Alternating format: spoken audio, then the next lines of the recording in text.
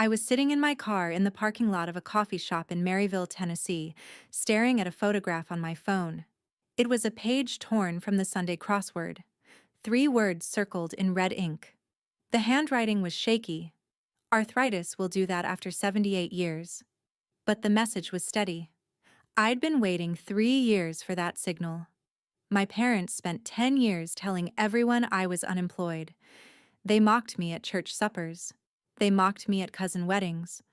They mocked me at my own grandmother's birthday party. What they never knew was that I investigate people exactly like them for a living. And Grandma had just sent me the code. What happened at that Thanksgiving table 30 minutes later ended up in the Maryville paper. But before I tell you that part, you need to understand how a family decides one of their own is worth nothing, and what it costs them when they're wrong. Welcome back to Calm Drama Stories. I'm Bethany, 34 years old. This is the story of how my family tried to erase me, and how one crossword puzzle brought everything crashing down. If you've ever been the family member nobody believed in, the one they talked about behind closed doors, stay with me. Drop a comment and be sure to subscribe. Most mornings I'm at my desk by 7. The office sits on the 3rd floor of the Knox County Government Building in Knoxville, Tennessee. Fluorescent lights, beige walls, a coffee maker that's been broken since April. Nothing glamorous. The nameplate on my cubicle reads, Senior Investigator, Adult Protective Services. I've held that title for 6 years. Before that, I was a field caseworker for 4. 10 years total, protecting elderly adults from financial exploitation, neglect, and abuse. My caseload averages 12 open files at any given time. In those 10 years, my unit recovered over $3 million stolen from elderly victims, pension funds drained by sons, savings accounts emptied by daughters-in-law, property deeds forged by nephews who thought grandma wouldn't notice. 47 cases closed with my name on the lead. 47 families who got their money back, their dignity back. Or at least, the truth. I'm good at what I do. I can spot a forged power of attorney from 3 pages away. I can read a bank statement the way a mechanic reads an engine. I know what's supposed to be there, and I know when something's been removed. The irony is that my own family had no idea. They didn't know my title, my caseload, or my track record. They knew one thing. Bethany left Maryville after high school and never came back to do anything useful. That was enough for them. 47 families got their money back because of my team. My own grandmother was not one of them. Not yet. The crossword tradition started when I was 8. Every Sunday morning, Grandma Helen and I sat on the front porch of the farmhouse, the same porch my great-grandfather built in 1952, and worked through the puzzle from the Maryville Daily Times. She'd let me hold the pencil. I'd fill in the easy ones, 3-letter words, animal names, colors. She'd handle the rest, but she'd always explain the answer so I'd learn something. 7 across, she'd say. Tenacity. Means you don't quit even when the pencil breaks. Grandma taught 2nd grade for 40 years at Maryville Elementary. She retired at 65 with a pension, a savings account she'd built one deposit at a time, and the farmhouse on 40 acres that had been in the foster family for 3 generations. She was methodical. She was patient. She paid every bill on the 1st of the month and kept her receipts in a shoebox under the kitchen sink, organized by year. When I was 16 and the rest of my family treated college like a foreign word, Grandma pulled me aside after Thanksgiving dinner. She pressed $500 into my hand, cash from her own savings, and said, "Don't tell your mother. She'll never understand. But I do." I applied to UT Knoxville the next week. 4 years later, I had a degree in social work. 2 years after that, a master's. Every graduation, Grandma sent me a crossword page from the paper with one word circled, proud. That crossword tradition, the pencil, the porch, the patience. It wasn't just a habit. It was a language only the 2 of us spoke. My mother, Linda Foster, got pregnant with my brother Darren at 17. She was 3 weeks into her freshman year at community college when the test came back positive. She dropped out the same day. That was 1989. She spent the next 37 years raising 2 kids, running a household, working part-time at the church thrift shop, and watching other women do what she couldn't finish. I don't think she ever forgave the world for that. I know she never forgave me. Linda didn't hate me because she was cruel. She hated me because I had the thing she'd been robbed of, the chance to leave. And when I took that chance, and didn't come back with a husband or a visible paycheck or a job she could brag about at the church potluck, the resentment calcified into something permanent. My father, Ray Foster, drove long-haul trucks for 23 years. Solid work, decent pay. Then 6 years ago, his back gave out. 2 herniated discs, surgery, a year of physical therapy that insurance only half covered. His trucking company folded. He filed for bankruptcy. Somewhere in the wreckage, he found online sports betting, and somewhere in the sports betting, he lost whatever savings he'd kept. Ray wasn't cruel by nature. He was cruel by debt. There's a difference, but the bruises feel the same. He went along with Linda's narrative about me because it was easier than explaining his own failures. If the family was busy laughing at Bethany, the unemployed daughter, nobody was asking Ray where his pension went. And then, there was Darren, my older brother, 37, still living in Maryville, still working at Henderson's Hardware on Route 9. Darren stayed. He stayed when I left. He stayed when Dad's company folded. He stayed when Mom moved back in with Grandma. In his mind, staying was loyalty. Leaving was betrayal. He wasn't wrong to feel that way. He was just wrong about what loyalty actually looks like. 2 years ago, I drove the 45 minutes from Knoxville to Maryville for the church potluck at First Baptist. Grandma had asked me to come. She'd called during one of the narrow windows when Linda was at the grocery store, and her voice had that quiet urgency I'd learned to recognize in my work. "Come Sunday, sweetheart. I want to see your face." I brought a green bean casserole, Grandma's recipe, the one with the crispy onions on top. I walked into the fellowship hall carrying that dish like it was a peace offering. 30 people, folding tables, paper plates, the smell of fried chicken and sweet tea. Linda saw me before I saw her. She was standing by the dessert table with 2 women from her Bible study group, and she didn't lower her voice. "Well, look who showed up. Bethany just sits in Knoxville doing Lord knows what." The women laughed. Not mean laughs exactly. The kind of laughs people give when they don't know what else to do. Linda kept going. "I told her she could at least volunteer at the thrift shop if she's got so much free time. But no, too good for that." Darren was leaning against the wall with a plate of brisket. He chimed in without looking up. "At least she found time to come eat. That's the most productive thing she's done this year." Bigger laugh. I set the casserole on the table, sat down next to Grandma at the end of the row. She didn't say anything, just reached under the table and held my hand. Her grip was stronger than anyone in that room knew. I drove home that night and pulled over on Route 9, 15 minutes from Knoxville. Sat in my car on the shoulder. Just sat there, engine running, watching headlights pass. Then I drove the rest of the way home and went to bed.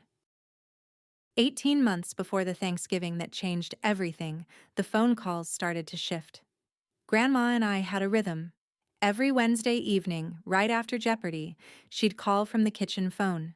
She liked to stand at the counter and talk while she wiped down the stove. Those calls used to run 40 minutes, sometimes an hour. We'd talk about her garden, my cases. In general terms, I could never share details. The crossword clue that stumped her that week. Then the calls got shorter. 20 minutes, 15, 10.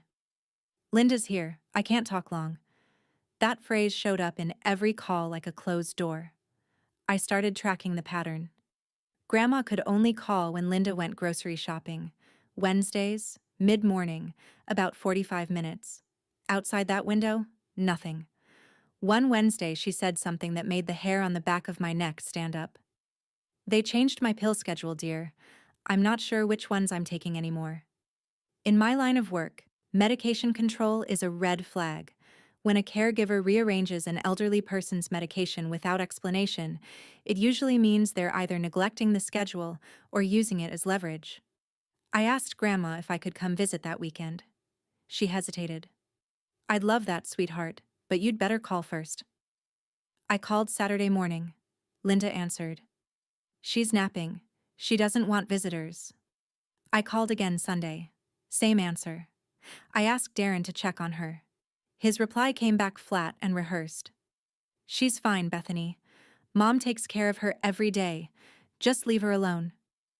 I hung up and sat at my kitchen table in Knoxville. I'd heard those exact phrases before, in 47 case files. I just never expected to hear them about my own grandmother. The following Monday, I was back at my desk, reviewing a case in Anderson County. An 83-year-old widow whose nephew had been cashing her Social Security checks for 2 years. Standard playbook: isolation, financial control, manufactured dependency. I built the evidence chain in 4 days.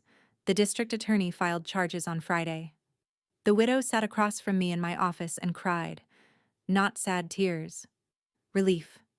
You saved my life, she said. I told her that wasn't true. I told her she saved her own life by calling us. That's what I always say. It's what I believe. I drove home that evening and checked my phone. No calls from Grandma. No texts from Darren. No messages from Linda. Though she never called anyway, not unless she needed someone to blame for something. I sat on my couch with a bowl of cereal and thought about the widow in Anderson County. She had someone who noticed. She had a neighbor who called our hotline. She had me. My grandmother had none of those things, because the people who should have been watching were the ones draining her accounts. I hadn't said it out loud yet, but I knew. The professional part of my brain had been assembling the picture for months. Shortened calls, medication changes, access denied, isolation from outside contacts. Every red flag in the APS training manual. The reason I'd never told my family what I did for a living was simple. In my line of work, the moment someone knows you're watching, the evidence disappears. I'd spent 6 years learning that rule. I just never expected to apply it to my own parents.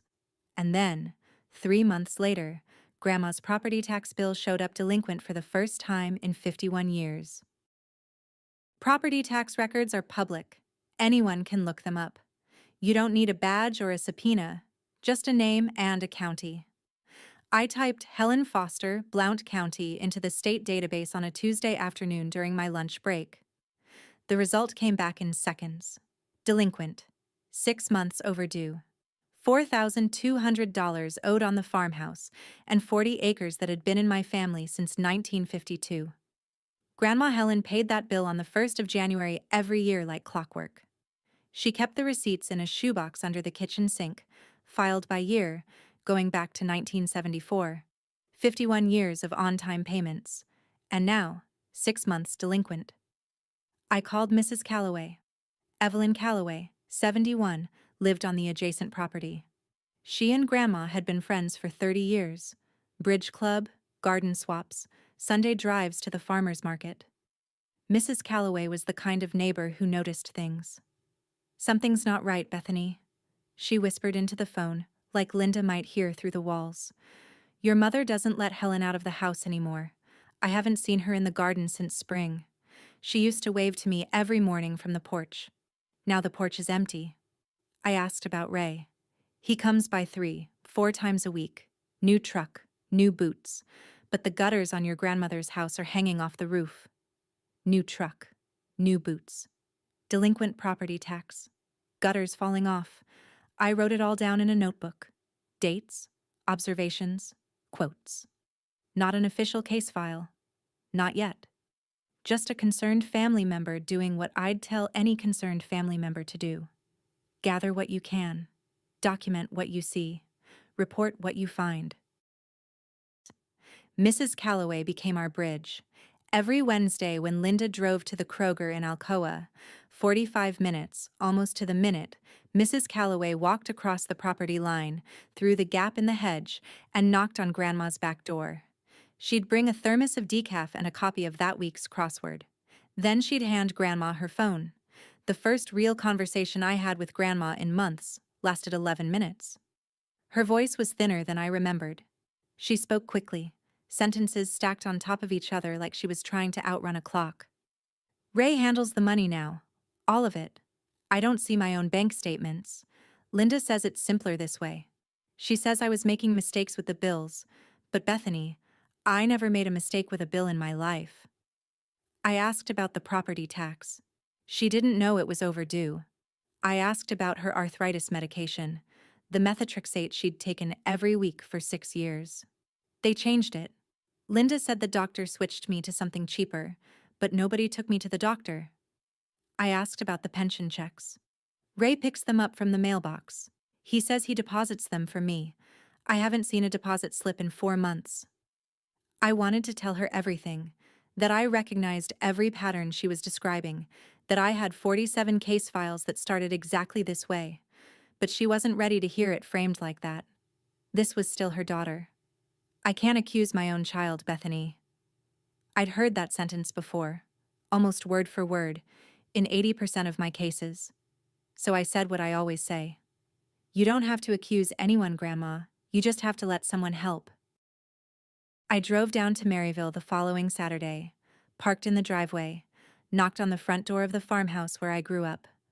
Linda opened it 6 inches. What do you want? I kept my voice professional, neutral. I'd like to see Grandma. I'll sit with her on the porch for half an hour. She's tired. She doesn't want company. Behind Linda, the television was playing a game show. Loud, garish, the kind of programming Grandma had always hated. She watched PBS documentaries and Jeopardy. She did not watch daytime game shows at full volume. I'll wait on the porch until she's feeling better, I said. Linda's jaw tightened. Suit yourself. She closed the door. I sat on Grandma's porch chair, the wicker one where we used to do crosswords, and waited. The garden was dead. Not dormant winter dead. Neglected dead. The tomato cages were rusted and collapsed.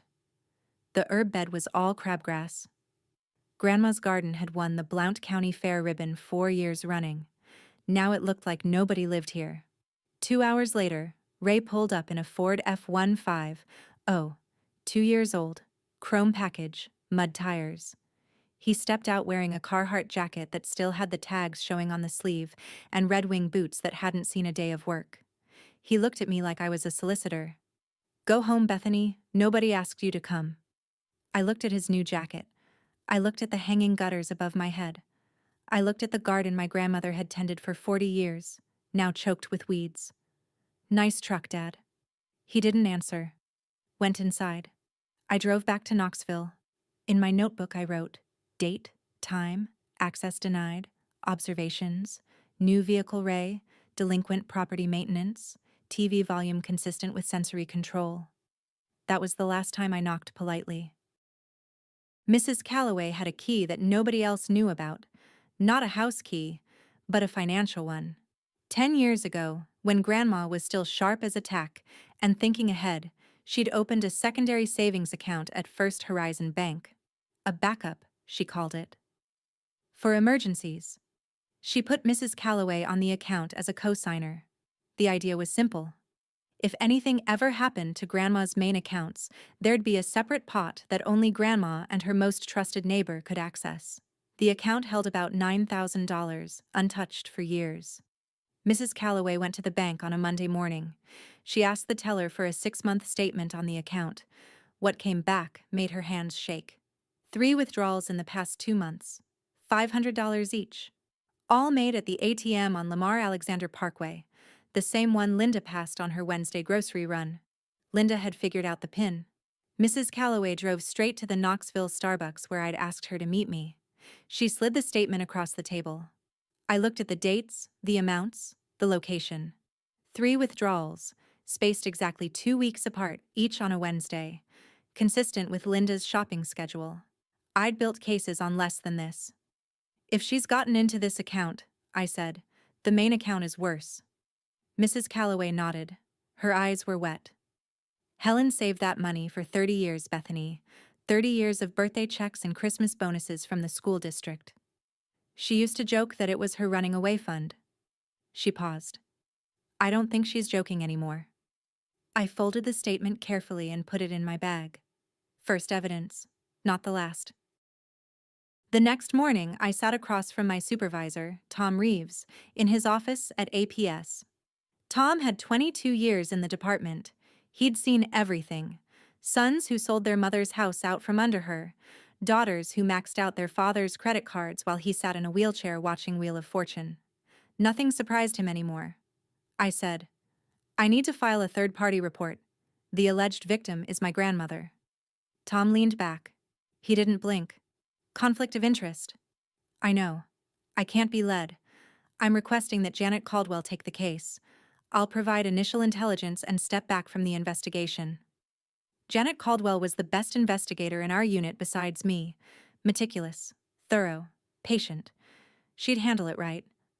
Tom studied me for a long moment. "How long have you known?" "Known? A few weeks. Suspected? 18 months? He nodded slowly. "Are you okay?"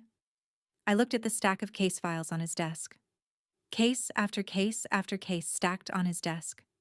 200 reports I'd filed in my career, and each one had felt like pulling a splinter from someone else's skin. Clean, precise, professional distance. "I've filed 200 reports, Tom. This is the first one that made me feel sick." He pushed a form across the desk. "Third-party report of suspected elder abuse or exploitation." I'd filled out hundreds of these. I knew every box, every checkbox, every legal phrase, but writing my grandmother's name in the victim field, Helen Marie Foster, 78, Maryville, Blount County, felt like writing it on a headstone. I signed it. Tom countersigned. Janet Caldwell had a new case by lunchtime. Janet worked fast. With the third-party report and Mrs. Calloway's bank statement as initial evidence, she filed for financial records through the county court. The subpoena came back in 8 days. When the main account records arrived at our office in a sealed manila envelope, Janet called me into the conference room. She closed the door. "It's worse than you thought." She laid the statements out on the table, 26 pages, one for each month of the past 2 years. The account had held $131,000 24 months ago. Grandma's life savings. 40 years of a public school teacher's salary, deposited carefully, spent sparingly. The numbers told a story I'd read before, in dozens of other cases. Monthly withdrawals of $2,000 to Ray Foster, labeled household expenses, totaling $48,000 over 2 years. Separate charges for home repairs that never happened, $3,500 for a new water heater, the old one was still there, $4,500 for roof repair, the gutters were hanging off, $2,800 for electrical work. The porch light had been out since spring. Linda's name appeared on 6 checks to a medical billing company I'd never heard of. Janet had already looked it up. It didn't exist. Total missing, approximately $127,000. The power of attorney had been signed 2 years prior, during Grandma's hospitalization for pneumonia. Linda had brought the papers to the hospital room. "Just temporary, Mom, until you're back on your feet." Grandma signed. She never got the papers back. And here was the detail that turned my professional detachment to something closer to fury. Grandma's arthritis prescription, methotrexate, $340 a month, had gone unpaid for 3 months. The pharmacy had cut her off. While Ray bought a new truck and Linda wrote checks to a company that didn't exist, my grandmother sat in her farmhouse without the medication she needed to move her hands. Janet left me alone with the statements. I took them home that evening to my apartment in Knoxville, a 1-bedroom on the 3rd floor of a brick building near the university. I sat at my kitchen table with a cup of coffee that went cold and read every line on every page. 26 pages, 26 months. Each page was a month of my grandmother's life draining away in increments. Page 8, $2,000 to Ray Foster. Page 9, $2,000 to Ray Foster. Page 12, $4,500 for home repair that never happened. I've read hundreds of financial exploitation files. I know what patterns look like. But patterns don't prepare you for page 22. The last page of the statement, the final line. Current balance, $3,412.08. I read it twice. Then I set the paper down on the table. Flat. next to my cold coffee. 40 years of chalk dust and lesson plans. $3,412.08. That was what remained of my grandmother's entire working life. Every morning she'd stood in front of 22 second graders and taught them to read. Every afternoon she'd graded papers at the kitchen table while the casserole baked. Every month she'd deposited her check and watched the balance grow, penny by penny, year by year. $131,000, built over 4 decades of patience and discipline, reduced to a balance that wouldn't cover 3 months of her arthritis medication. I set the paper flat on the table, picked up my phone and called Janet. How fast can we move? I sat there looking at 26 pages of my grandmother's life disappearing line by line. If you've ever seen someone you love being taken advantage of by the very people who should protect them, you know that feeling. That cold, quiet understanding that you have to do something. If this story is hitting close to home, keep watching. The crossword puzzle hasn't arrived yet. Janet and I met with the assistant district attorney for Blount County the following week. His name was Paul Whitfield. Mid-50s, former public defender turned prosecutor. The kind of man who'd seen enough elder abuse cases to skip the pleasantries. Janet presented the evidence. 26 months of bank statements, the fraudulent POA, Mrs. Calloway's testimony about the secondary account withdrawals, pharmacy records showing the unpaid methotrexate prescription. Whitfield reviewed everything for 40 minutes without speaking. Then he looked up. You have enough for a financial exploitation charge under TCA 71-6-117. Possibly fraud. Possibly theft over $10,000, which is a Class C felony. Janet nodded. What we need, she said, is access confirmation. The victim herself confirming she didn't authorize these withdrawals. And ideally, confirmation that she's being isolated. Whitfield looked at me. He knew I was family. He also knew I wasn't the lead investigator. Can your grandmother make a statement? If we can get to her, I said. My mother controls all access, changed the phone plan, blocks visitors. The only contact we've maintained is through a neighbor. He tapped the stack of bank statements. We can get a welfare check ordered, have an officer do a knock and talk. They'll coach her before the officer arrives, I said. She won't speak freely with Linda in the room. Whitfield was quiet for a moment. Then we need her to reach out voluntarily, on her own terms. I thought about the crossword puzzle, about 3 words circled in red, about a code Grandma and I had set up 5 years ago, the afternoon I first told her what elder financial exploitation looked like, because I wanted her to be ready if it ever happened to anyone she knew. She'd laughed. You think someone's going to steal from an old school teacher? I hadn't laughed back. I called the farmhouse the next evening. Linda picked up on the second ring. I kept my voice even. Hi, Mom. I'd like to talk to Grandma for a few minutes. She's watching her shows. I'll wait. Linda sighed, the long, theatrical kind that takes more effort than just saying what you mean. Bethany, your grandmother is fine. She eats 3 meals a day, she watches her programs, she sleeps in her own bed.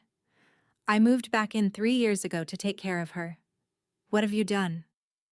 I didn't answer the question. I said, I'd like to hear from her directly that she's doing well. You want to hear something? Fine. Here's what I hear every day from the women at church. From your cousins. From people who actually show up. Bethany just sits in Knoxville doing Lord knows what. The line went quiet for a second. Then Linda's voice dropped lower, sharper. You had every opportunity, Bethany. Scholarships, degrees, all that education. And what did you do with it? Nothing. At least Darren stayed. At least Darren shows up. I held the phone away from my ear. Not because it hurt. I'd heard worse in intake interviews with actual criminals. But because I needed to remember this was a conversation, not an interrogation. Can I speak with Grandma, please? No. Click. I set my phone down. I opened my laptop and wrote the time, date, and a summary of the conversation in my personal log. Tennessee is a one-party consent state. The call had been recorded on my end. Not because I'd planned to record it, because I record every call from that number. It's a habit I picked up from work, and habits are hard to break when they're the right ones. I tried Darren next. He'd blocked me on social media 2 years earlier, right after the church potluck. So I sent an email. Subject line: Grandma. Darren, I'm worried about Grandma. Her property tax is 6 months overdue. She hasn't been to the doctor in 4 months. I can't reach her by phone. Can you please check on her? His reply came back the same evening. A few blunt lines. Bethany, I check on Grandma every week. She's fine. Mom handles everything. The taxes are being sorted out. Stop trying to stir up drama. I wrote back. Darren, the taxes aren't being sorted out. I pulled the county records. And her bank account. He cut me off. One line. You don't get to care now. You abandoned us. I sat with that for a long time. My brother wasn't evil. He'd never stolen a dime from anyone. He went to work at Henderson's Hardware 6 days a week, coached Little League on Saturdays, brought Grandma flowers on her birthday. In his mind, he was the loyal one. The one who stayed while I ran off to Knoxville to become nothing. He didn't know about the $127,000. He didn't know about the phantom invoices, the diverted pension checks, the unpaid medication. He only knew the story Linda had written. Bethany left. Bethany failed. Bethany doesn't get to have opinions about this family anymore.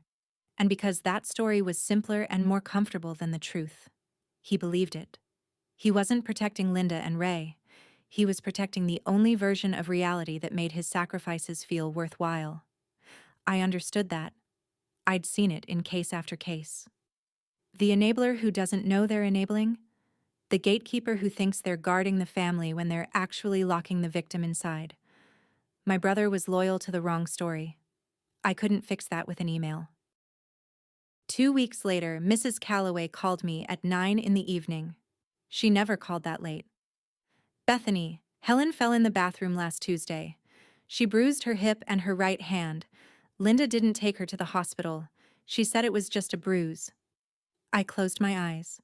A fall in the bathroom. Bruised hip. Bruised hand. No medical attention. I'd written those exact words in a dozen neglect reports. How bad is the hand? She can barely hold a pen. I saw her through the kitchen window yesterday. She was trying to peel an orange and she couldn't grip it. Mrs. Calloway paused. I could hear her breathing. The careful breath of a woman who is scared. There's something else. Last night, I was checking on my chickens around 8 o'clock. I could see your mother's silhouette on Helen's porch. She was sitting alone in the dark, holding a picture frame. I couldn't see what it was from my side of the hedge, but she was crying. Hard. Maybe 5 minutes.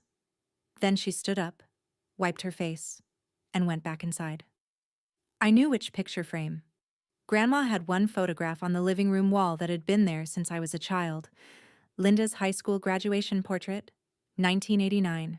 Black cap, white tassel, a smile that believed the whole world was coming. Grandma had kept it on the wall for 37 years, the only daughter's graduation photo she'd ever hang. Linda saw that portrait every day, and every day it reminded her of the life she almost had. I felt something shift in my chest. Not forgiveness. I was years away from that. But recognition. My mother was a person who'd been broken by a choice that was made for her at 17, and she'd spent the rest of her life breaking everyone around her to even the score. We're running out of time, Mrs. Calloway. It arrived on a Wednesday, 3 weeks before Thanksgiving. Linda had left for Kroger at 9:15. Mrs. Calloway was through the hedge by 9:20. She found Grandma sitting at the kitchen table with a page torn from the Sunday crossword spread flat in front of her. The page was creased. Grandma had been hiding it under her mattress, waiting for the right moment. 3 words circled in red ballpoint, the ink pressed hard enough to dent the newsprint. Help. Trapped. Call.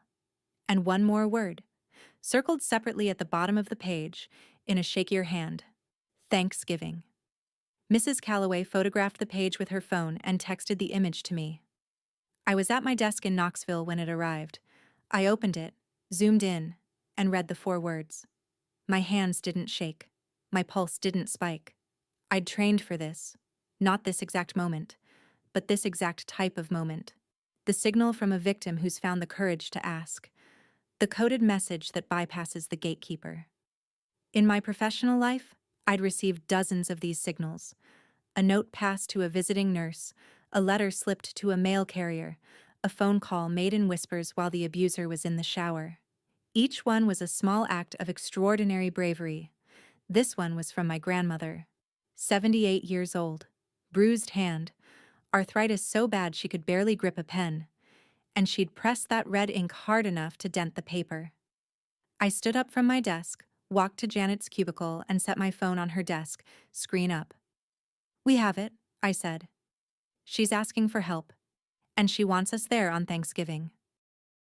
Janet, Paul Whitfield, and I met in the ADA's office the same afternoon. Janet had the full case file spread across his desk. The bank statements, the fraudulent POA, Mrs. Calloway's affidavit about the secondary account withdrawals, pharmacy records confirming 3 months of unpaid methotrexate, the documented denied visits, my call recordings, and now the coded crossword. A voluntary request for help from the victim herself. Whitfield reviewed the crossword photograph for a long time. She chose the day. "Yes," I said. "Thanksgiving. The entire family will be there." He looked at Janet.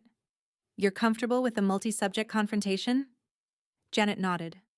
"All 3 individuals associated with the financial exploitation will be present at the same address. It's efficient, and it protects the victim from any individual retaliation after the fact." Whitfield signed the authorization for an APS emergency intervention. Janet would serve as the lead APS officer. A deputy from the Blount County Sheriff's Office, Deputy Sam Morris, a 15-year veteran, would accompany for safety and to serve any necessary legal papers. I would be there as family. Technically, I had no official role. I was a concerned granddaughter who happened to work in the same department, but we all knew why I needed to be in that room. Grandma had sent the signal to me, not to APS, not to the sheriff, to Bethany. The granddaughter she'd given $500 to 20 years ago. The one she'd taught crossword puzzles on a Sunday morning porch. The one she trusted to understand 4 words circled in red. I was going home for Thanksgiving. 3 weeks is a long time when someone you love is counting the days. I went to work each morning. I reviewed other cases, interviewed other victims, filed other reports. My colleagues in the Knoxville office didn't know about Grandma's case. Only Tom and Janet had the details. To everyone else, I was the same Bethany I'd always been. Quiet, thorough, first one in, last one out. At night, I'd sit at my kitchen table with the 26 pages of bank statements and go through them again. Not because I'd missed anything, because I needed to make sure. Every number had to be right. Every date confirmed. Every fraudulent charge documented. If this went to trial, and it would, the evidence had to be airtight. There was no room for a missed decimal or a transposed date. I thought about Linda on the porch with the graduation photo. I didn't hate my mother. I didn't even pity her. I just needed her to stop. Mrs. Calloway called every few days with updates. Grandma was eating. Grandma was sitting up. Grandma had put on her blue church dress, the one she saved for special occasions, and hung it on the outside of her closet door.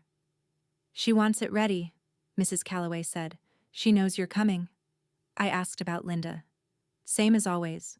Shopping on Wednesdays, church on Sundays, acts like nothing's wrong. That was the thing about financial exploitation. The perpetrators almost never think they're doing anything wrong. They tell themselves they're borrowing. They tell themselves the victim would want them to have it. They tell themselves the money was theirs all along. It's the most comfortable crime in America. Until someone pulls out the bank statements. 10 days before Thanksgiving, Mrs. Calloway forwarded me a group text from Darren. He'd created a family thread, aunts, uncles, cousins, everyone except me, with the subject, "Foster Thanksgiving at Grandma's." The message read, "Hey everyone, Thanksgiving at Grandma Helen's this year. Thursday, 11 a.m. I'm doing the turkey. Bring sides. Let's give Grandma a real family Thanksgiving she deserves." 22 people confirmed. Aunt Patricia, Uncle Glenn, 6 cousins, Darren's wife, Linda's friends from Bible study, and Pastor Johnson from First Baptist. The same man who'd laughed when Linda called me worthless at the church potluck. I read that guest list and smiled for the first time in weeks. I didn't need an invitation. I had something better. I spent the next 3 days preparing copies of the bank statements, 3 sets, because you always bring backups.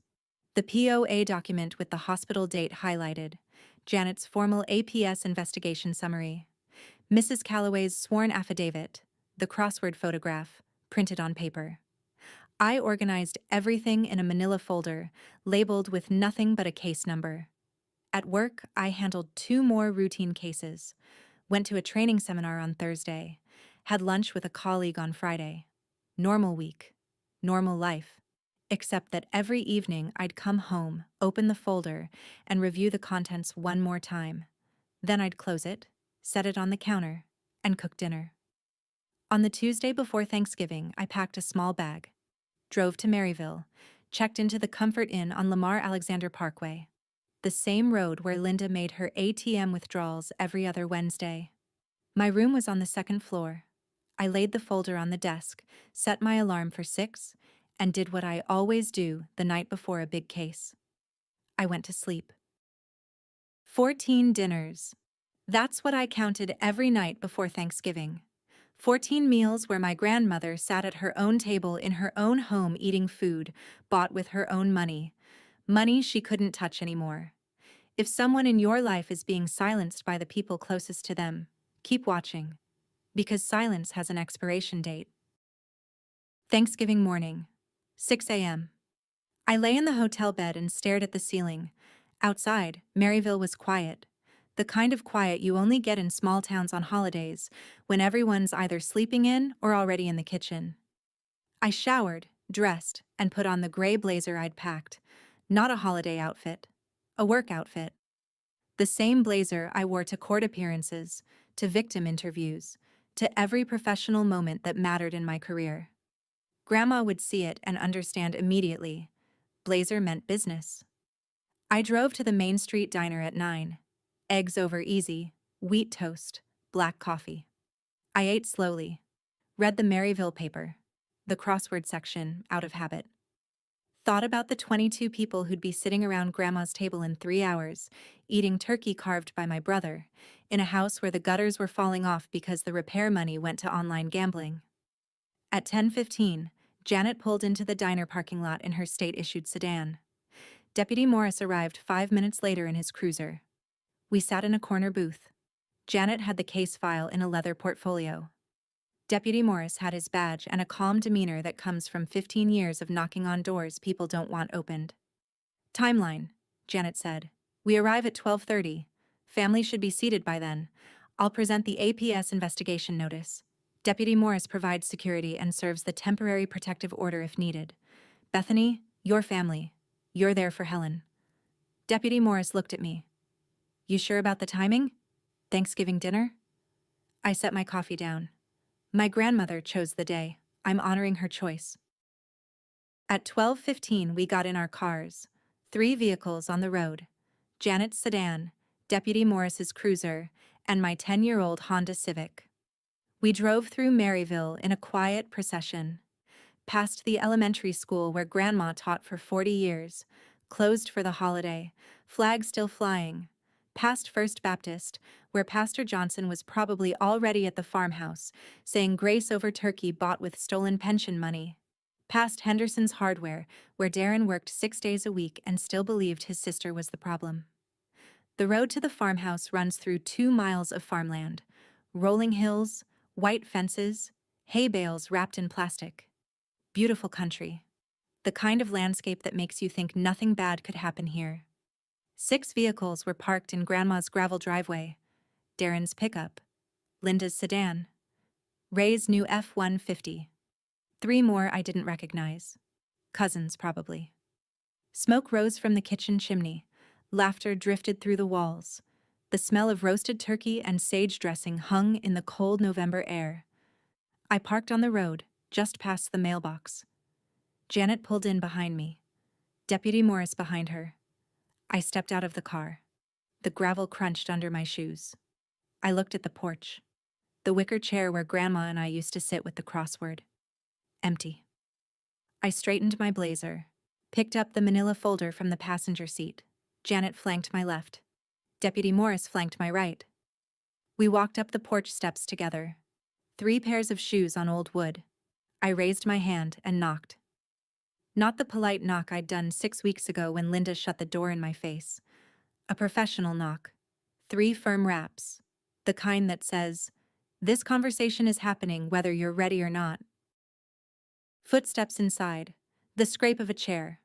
Someone laughed, cut short by the sound of the knock. I heard Darren's voice. "I'll get it.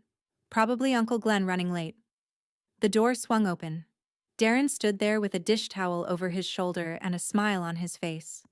The easy smile of a man hosting Thanksgiving, doing his duty, being the good son. The smile lasted exactly as long as it took him to recognize me. Then it died.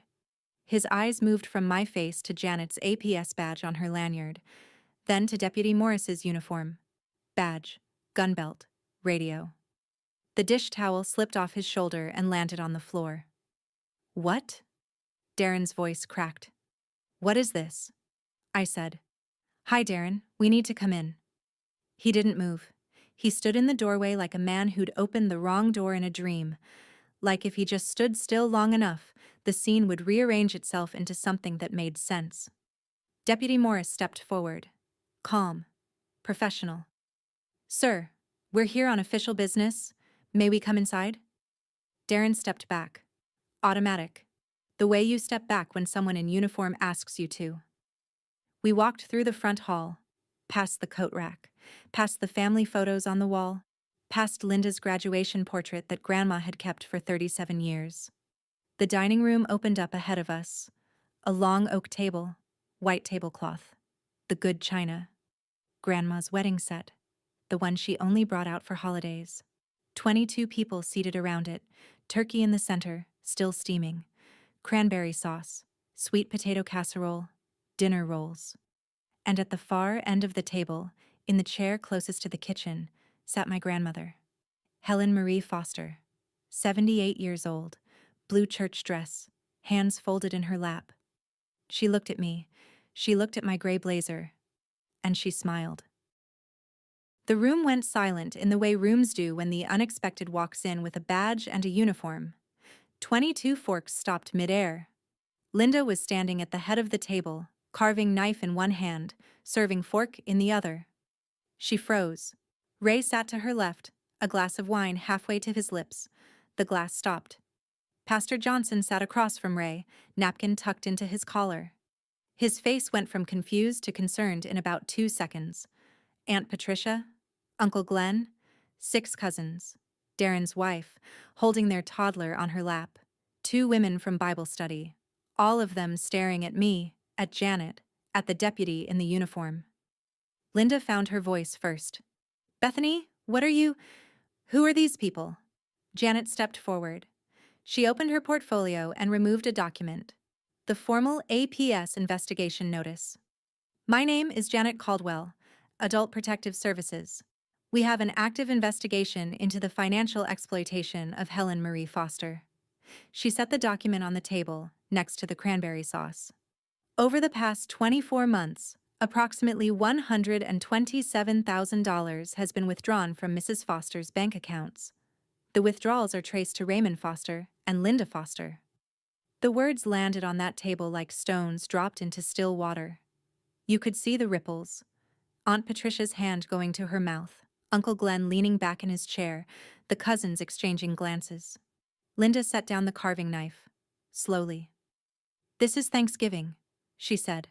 Her voice was shaking. "This is my mother's Thanksgiving dinner. You can't come in here and—" Deputy Morris said, "Ma'am, please have a seat." Janet laid the bank statements on the table. All 26 pages. She placed them carefully, fanning them out between the turkey platter and the dinner rolls, each page facing the family so they could read the numbers themselves. "These are Mrs. Foster's bank statements from First Horizon Bank, obtained through a court-authorized subpoena. Janet said.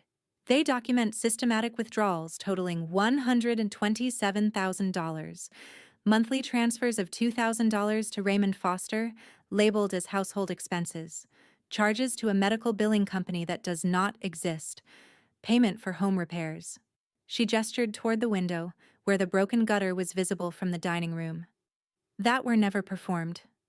Ray set his wineglass down. His hand was shaking so badly that the wine sloshed over the rim, leaving a red stain on Grandma's white tablecloth. Helen gave us that money, he said. His voice was too loud, too fast. She wanted to help. She said, "Mr. Foster," Janet interrupted. "Mrs. Foster's arthritis medication has been unpaid for 3 months. Her pharmacy discontinued the prescription. Her property taxes are 6 months delinquent. The power of attorney was signed during a hospitalization for pneumonia, and it has never been reviewed or renewed." Ray opened his mouth, closed it, opened it again. Nothing came out. He looked like a man standing on a trapdoor who'd just heard the bolt slide. Linda hadn't sat down. She was still standing at the head of the table, gripping the back of her chair with both hands, knuckles white. She turned to me. Her eyes were wild. Not scared, not sorry. Furious. "You did this." It wasn't a question. "You called the cops on your own mother." I looked at my mother across that table full of food and bank statements, 22 people watching, the turkey going cold, the cranberry sauce sitting next to page 14, where $4,500 had disappeared into a roof repair that never happened. I spoke in the same voice I use in courtrooms. Level. Clear. No heat. "I didn't call the cops, Mom. I am the investigation." The room shifted. I could feel it. A collective intake of breath from 22 people who'd spent 10 years believing I was nothing. "My name is Bethany Foster. I'm a senior investigator for the Tennessee Department of Human Services, Adult Protective Services Division. I've held this position for 10 years. In that time, my unit has investigated and resolved 47 cases of elder financial exploitation, recovering over $3 million in stolen assets for victims across East Tennessee." I paused. Let the words settle. Watch them land on every face at that table. Aunt Patricia's, Uncle Glenn's, the cousins, Pastor Johnson's, every person who'd heard Linda's version of me for a decade. "You always said I sat in Knoxville doing Lord knows what." I looked at Linda. "Lord finally knows what I do, Mom." Linda exploded. The chair behind her crashed to the floor. "You ungrateful. After everything I sacrificed, you come into my mother's house and accuse me. How dare you?" She was screaming, hands shaking, face red, spit on her lower lip. Every word louder than the last, filling the dining room, rattling the china. I didn't raise my voice. I didn't step back. I stood exactly where I was and waited. I'd done this before. Stood in the center of someone's rage and let it burn out. It's the first thing they teach you in crisis intervention. The louder they get, the quieter you stay. Power doesn't come from volume. It comes from the person who doesn't need it. Linda ran out of words. She stood there breathing hard, hands balled into fists, tears streaming. I said, "It is her house, Mom. And her money, and her choice." Ray made one more attempt. He leaned forward in his chair and said, "Janet, is that your name? Listen, this is a family matter. Helen is my mother-in-law. She asked us to manage things. She signed the papers. This is all a misunderstanding." Janet didn't blink. "Mr. Foster, the power of attorney was executed during a hospitalization for pneumonia. Mrs. Foster's arthritis medication has been unpaid for 3 months. Her property taxes are delinquent. The charges to Allied Medical Solutions, the billing company listed on 6 checks from the account. That company was dissolved in 2019. It has no active address, no phone number, and no employees. The checks were deposited into a personal account held by Linda Foster." Ray stared at the tablecloth, at the red wine stain spreading slowly into the white linen. He didn't say another word. And then, my grandmother stood up. Mrs. Calloway, who'd been sitting beside her, invited by me for exactly this moment, took her elbow and helped her rise. The room turned. Every head. Every eye. Grandma Helen stood at the end of that long oak table, in her blue church dress, with her bruised hand resting on the edge of the tablecloth. She was trembling. Not from weakness. From the effort of holding back 40 years of patience until the right moment. "I taught second grade for 40 years, she said. Her voice was thin but clear, the voice of a woman who'd spent 3 decades commanding a classroom. "I saved every penny I could. I raised my children in this house, and they took everything except my crossword puzzles." She paused. Looked at Linda. Looked at Ray. That was their mistake. Nobody at that table breathed. Pastor Johnson stared at his napkin. He wasn't laughing now. None of them were. Darren was standing in the doorway between the dining room and the kitchen. He hadn't moved since we walked in. His face had gone through every stage: shock, denial, confusion. And now it was something worse. Recognition. He looked at me. I could see it in his eyes. He was replaying every conversation, every email I'd sent that he'd dismissed, every time I'd tried to tell him something was wrong and he'd shut me down. "You were trying to tell me," he said. His voice was barely above a whisper. "The email about the property tax. I thought you were just—" He stopped. He couldn't finish the sentence. I said, "I know what you thought, Darren." He pressed his hand against the doorframe like he needed it to hold him up. His eyes were red. He was looking at the bank statements on the table, the 26 pages of evidence that proved everything his sister had been trying to say and everything his parents had been hiding.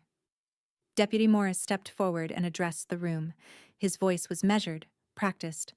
"At this time, Raymond Foster is being asked to accompany me for questioning regarding potential felony elder financial exploitation under Tennessee Code, annotated Section 71-6-117. Linda Foster is being served with a temporary order restricting contact with Helen Foster and access to her financial accounts, pending the completion of the APS investigation." Linda was led toward the door. She passed Grandma's chair on the way out. She stopped. Grandma looked up at her daughter, not with anger, not with contempt, with sadness. Quiet, heavy, 55-year-old sadness. "I kept your graduation photo on the wall, Linda. 40 years. I was so proud of you." Linda's face crumpled. She cried. Not the tears of someone who's sorry, the tears of someone who's caught. I know the difference. I've seen it 47 times. 3 months after Thanksgiving, Ray Foster accepted a plea deal. Felony elder financial exploitation. 18 months of supervised probation. Full restitution of $48,000 to be paid over 5 years. A permanent no-contact order with Grandma Helen. His attorney argued financial hardship.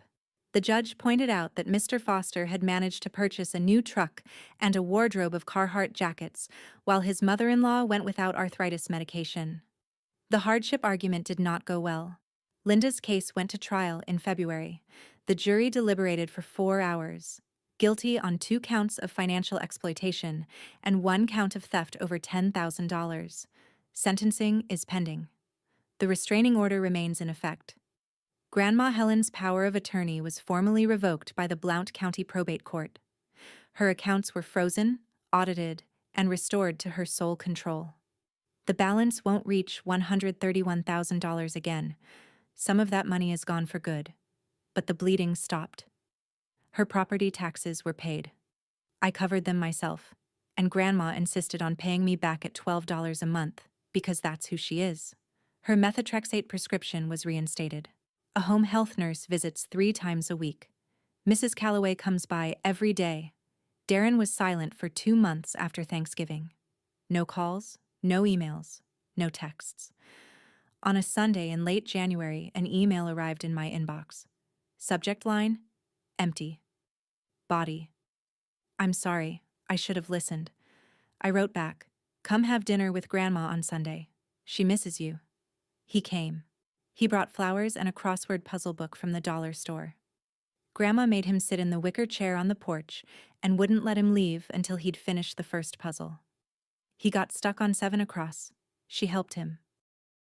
Sunday morning, April. I drove the 45 minutes from Knoxville to Maryville with the windows down. Dogwood trees in bloom along Route 9, the mountains soft and green in the distance. I pulled into the gravel driveway of the farmhouse. The gutters had been replaced. Darren did it himself. 3 weekends in a row. The garden was coming back. Mrs. Calloway had helped Grandma plant new tomato starts and a row of basil along the fence. The herb bed was weeded. The porch steps were swept. On the porch, in the wicker chair, sat Grandma Helen. 88 pounds of patience and crossword puzzles in a blue cardigan, a cup of coffee on the armrest, the Sunday paper open on her lap. I sat down in the chair beside her. She handed me a pencil. We worked in silence for a while, just the scratch of graphite on newsprint and the cardinals calling from the cedar tree. She tapped a clue with her finger. 9 letters. What you build when no one is watching. I smiled. Character, Grandma. She nodded, filled it in. I knew you'd get that one. The people who mock your silence will never understand what you were building inside it. But the ones who need you will always find a way to call. A crossword puzzle. 3 words circled in red. That's all it took to unravel 10 years of lies. If someone you love is being silenced by a spouse, a child, a caretaker, remember, the quiet ones are often the ones fighting the hardest battles you'll never see. Share this story with someone who needs to hear it. Leave a comment if you've ever been underestimated. And subscribe, because on this channel, silence always finds its voice.